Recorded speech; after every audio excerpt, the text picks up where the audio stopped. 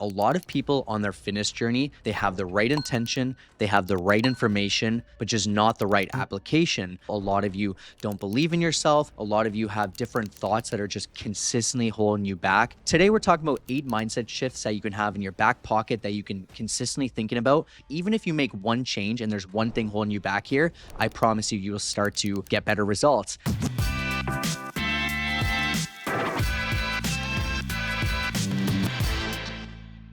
What's going on, friend? Welcome to the Fit, Healthy, and most of all, Happy podcast. I'm your coach and host, Josh, here with his co-host and co-coach, KG, and I'm in the house.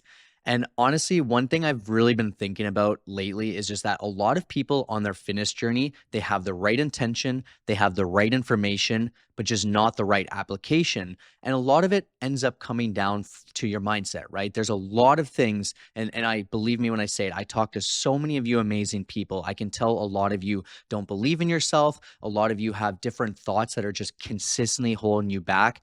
And it's so hard to succeed on your fitness journey when your mind is constantly fighting you. When you wake up and you say, I'm going to go to the gym, I'm going to work out, I'm going to do all this stuff. And then your mind is just like, it's like another person there. There's like two sides where it's like you have your intentions and then you have your actions, which just, it gets so challenging. So today we're talking about 8 mindset shifts that you can have in your back pocket that you can consistently thinking about. And when you start to incorporate it, you will 100% start to see change. Even if you make one change and there's one thing holding you back here, I promise you will start to get better results. And this first one is honestly a little bit interesting and something that I have believed in for many years. And it's focusing on progress, not the outcome. So what I mean by this is instead of obsessing over the scale, your abs, how fast you're progressing, focus on the things that will get the results, such as, did I hit my protein? Did I train with intensity? Did I sleep well? Did I hit my calories? And I find a lot of times, and I have to catch my clients where they'll say, hey, Kyle, one of my biggest goals this week is to lose 2 pounds. I'm like, hey, that's a great goal. We will absolutely get you there. But when you become so fixated on the outcome and the results, it will eat you alive. Like, it'll be so frustrating. Like, if you have one day where you weigh in a little bit more, you'll be so annoyed, right? Because you're like, I want 2 pounds. I want 2 pounds. Whereas if you say, hey, listen, I'm going to do everything my coach says, I'm going to do everything I should be doing, and I'm just going to focus on doing the right stuff, you will 100% get to your destination. You'll be so much happier. And it'll be funny because you're just going to be like, wow, like, I got there. Like, I lost 20 pounds just because I was focusing on hitting my protein, going to the gym, listening to Coach Kyle and Coach Josh, and just showing up. And like, that is the best way to do it. So instead of focusing on the outcome and the results, focus on the things that will produce the results, that will produce the outcome that you're striving for, and you'll have much better relationship with everything. This is a very underrated tip that I know a lot of people are messing up on. Yeah, they say the best way to get results is to love the journey, not just look for the destination. Like, getting to these outcomes is very hard. The more you can fall in love with the process, the mundane, enjoying the challenge of navigating eating healthy, enjoying the challenge of being consistent in the gym, like, that is how you will see the best results. So that is a phenomenal one to lead off with. I think we're starting pretty strong. My next one's going to follow up to that, and that is to actually stop thinking short term. Instead, think long term. The more you can zoom out, and there's a quote saying most people overestimate what they can do in the short term and they underestimate what they can do in the long term. Time is your secret weapon. If you have a goal, and the longer and you give yourself in terms of time and looking more with long time horizons, the more success you can have. There's only so much you can do in a month. You can only change your physique so much. You can only lose so much weight.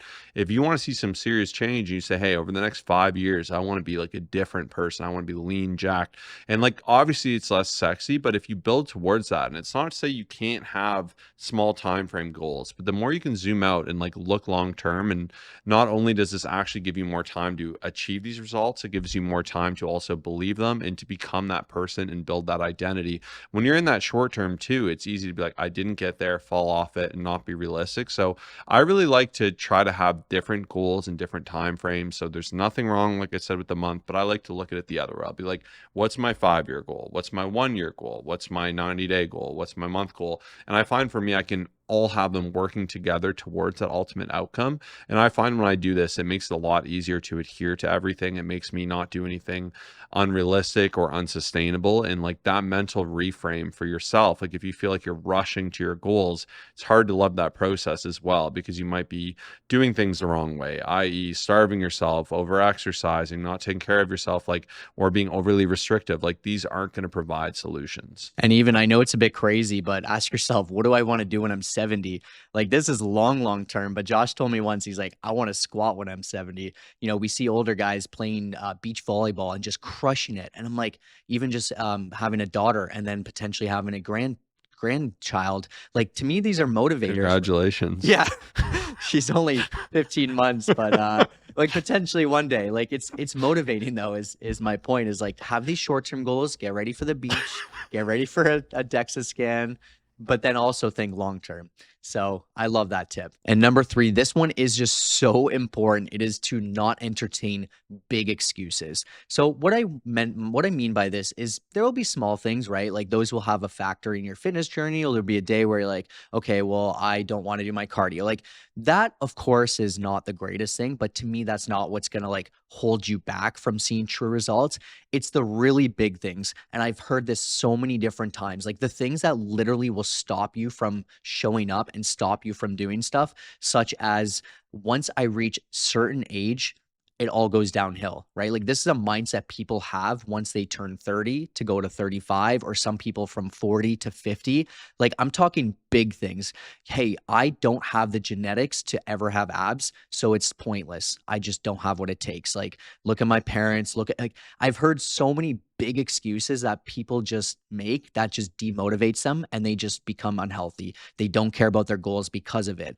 Hey, my metabolism is what's keeping me overweight. Like you can get the point that these are like big things. Like these are the things that will hold you back for years and honestly hold you back for the rest of your life. So while I'm a big fan of just not making small excuses, like I said, if you happen to get 3 workouts instead of the 4 that you planned because you made an excuse, once again, not always ideal. That's still 25% missed workouts, but like that's not the thing that's going to hold you back, like truly, like some of these other big things. So the second you just entertain these is the day that you start to not see change, because every single day you think about it. When you go to the gym and you say, I've got a bad back, it's never going to get better. That's all you're going to think about whenever you do something. So try not to be that person. I promise you, it's such a freeing feeling when you say, you know what, no matter what age, what's going on in my life, I am that person who can see great results and I will see great results. I'm getting into Josh's number 4 here, but it makes such a big difference just to have that positive energy. Yeah, and if you say it enough, you'll start to believe it. And that is my next point, and that's like negative self-talk. I find a lot of my work as a coach is removing negative self-talk as well as negative self-identity, and I think that kind of ties into Kyle's, but they do really go hand in hand. For example, I have clients that'll say, I can't win the weekends. Every weekend I screw up. I always go over my macros. Like, you say that enough, you're gonna believe it, right? Like, as crazy as it is, if you say, the old me did that, the new me hits their macros and absolutely crushes the weekend, like you'll start to believe that. You'll entertain that identity. And I know that sounds crazy, but the best example, and I showed Kyle a video I really liked about this. They said, like, if someone says, how are you doing? And you go, the worst. It's been just so stressful. Everything's so hard. And we knew someone who did that. We're like, you don't even want to ask them how they're doing. And I feel like they'd like spiral and become to believe this more and more. Whereas when someone asks you how you're doing, you say, I'm doing fantastic. Like life is amazing. Another beautiful day. Like the other person warms up. You're both getting excited and smiling. Like it's a huge difference. And even for me, every single day when I journal, I write, today will be a great day. Even when it's the worst day, when I'm in the worst mood, even the other day, I wasn't in a good mood. I wrote it. I'm like, okay, it's going to be a good day. This isn't a big deal. It's a small thing. I'm just a little bitter about it. I got to move past it. So start to change how you think and stop saying, I'm a chubby person. I'm not strong. I'm so weak. Like, don't say those things, right? Like it sounds obvious and it sounds silly, but you're telling everyone you're weak, you're weak, you're weak. When you go to do your set, you're going to think you're weak. You're going to be scared to up that weight because you're so weak. You don't know if you can handle it. Instead, if you say, hey, I'm in the process of becoming strong, like reframe things. I know it sounds gimmicky, but like how you talk is so important. And there's a lot of quotes too saying like, you wouldn't talk to a friend. Like I wouldn't say to Kyle, man, you're so skinny, you're so weak, you're horrible with your like any of these things, right? Like, but we'll say it to ourselves. We'll say the worst horrible things to ourselves, especially like if you're in the process of change. Like, so instead you got to forge a new identity and just start saying like, I'm going to be that new person. And I'm going to get into this a little bit more in a future tip. So I'll pass it off to Kyle before I spoil too much. Yeah, and even when it comes to failure, like the amount of people that will just say, "Hey, I failed this many times." And I talked about it in the Monday episode, but it's so like demotivating. Like when you're always focused on that, when you feel like you're a failure, when you've tried to diet and you can't do it. And the truth is, one of the biggest solutions for this is having someone by your side. And as Josh mentioned, like a big part of what we do is actually meet you where you're at and say, "Hey, listen, you failed a few different times. We've tried this. Here's what's going to work. We're going to put you on the freedom formula. We're going to create workouts for you. We're actually going to set you up for success. We're going to hold you accountable. We're going to work through these self-limiting beliefs. And like what you've tried before, we're obviously not going to do that. We're going to do this for you." And so if you are listening to this and you have tried to diet, you've tried to lose weight, you've tried to gain muscle, and you're truly struggling, my mission is to help you. My mission is to help the people who have tried, who have failed, who just have the potential. And you're not a failure. Like if you failed before, that doesn't mean you're a failure. You still have what it takes. We still believe in you. You just need the right plan. You need that right person by your side. And if you are looking to get to that next level, we guarantee your results. So there's literally no risk involved. First link down below, just make sure to apply. I'm looking to take on a few people one-on-one, and I will guarantee your results. And I promise you, I will change your life. But jumping into number 5, this is so powerful. Obviously, still on the mindset, as this entire episode is about it, is just stop identifying as the all or nothing person. I believe a lot of people who fail, it's their all or nothing mindset, right? You have one bad day, let's turn it into 2. You have one bad weekend, let's just continue it. You have one bad week, let's do another one, right? So a lot of people I'd say are 1 week on, 1 week off, 5 days on, 2 days off. Some people are even 1 month on and then busy season comes and then 1 month off. It's just such a bad mentality. Like I'll be straight up with you. Like the best results and what I've always done is been like I've been like 365. Like every day I've been on, and some days I'm 95%, and then there have been some days I'm 70%, and then like maybe a few where I'm 60, but like I'm still doing stuff. I'm still showing up for myself. If I had a burger, I didn't just go have 17 things of fries and like ice cream cones. I'm like, okay, well, I had the burger. Let's move on, right? And I saw something recently that said progress isn't ruined by one burger, one missed lift, one off day. It's ruined by quitting, right? And I think a lot of people have that quitting mindset when they have something that comes up, when they have like a busy time of life and work and this and that. So I promise you, the day that you change your all or nothing mindset and you say, okay, maybe I messed up, I learned from it, let's fix it. And I've been having a lot of conversations with clients recently where, maybe they wouldn't track on a day and then I have to catch it and then we start to make progress forward. Whereas in the past, they're like, man, I'm so proud of myself. I jumped back to it after this one event and like I would have never done that. So fix your all or nothing mindset. It makes such a big difference. Next, don't just try to be average. You can't expect to be elite, exceptional, really fit, doing what everyone else does. If you're going to order what everyone else orders, you're going to skip the gym, you're going to do whatever you feel like, you're going to stay up late, you're not going to see results. Instead, start asking yourself, what would the healthy version of me do? This question is so good. Or what would a healthy person do? Or pick your favorite fitness celebrity. You could say, okay, what would Kyle do in this situation, right? And when you're out at a restaurant and you're ordering something and you see this amazing apple pie, you've hit your calories, you had a huge dinner, you crushed a burger, and you say, what would Kyle do? And Kyle would say, you don't need it. And you'd be like, okay, I hit my calories, I don't need it, I'm going to have it next time, right? Or you don't want to go to the gym. What would Kyle do? He's going to say, get in the gym, do it anyways. You're going to be glad you did. You're not going to regret it once you get started. So just start asking yourself this question in different situations. Or even for myself, I'll say like, what would the higher mind version of myself do? Because in the moment,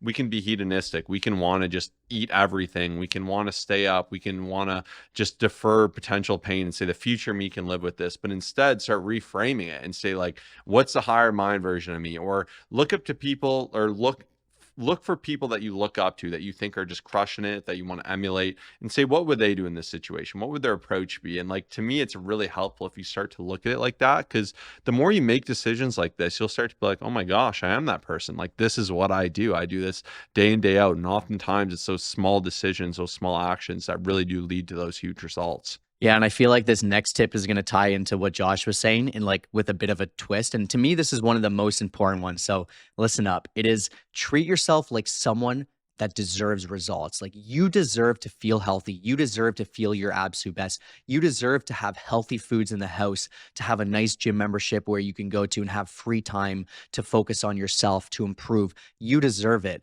I talk to so many amazing parents, really busy professionals, and you guys do everything for everybody else. You'll do anything your boss says, you'll do anything for your child, you'll spend anything for your child. But the second I say, you know what? Let's focus on yourself. You're so hesitant and you're selfless, right? Like you want to take care of others. You're a great person.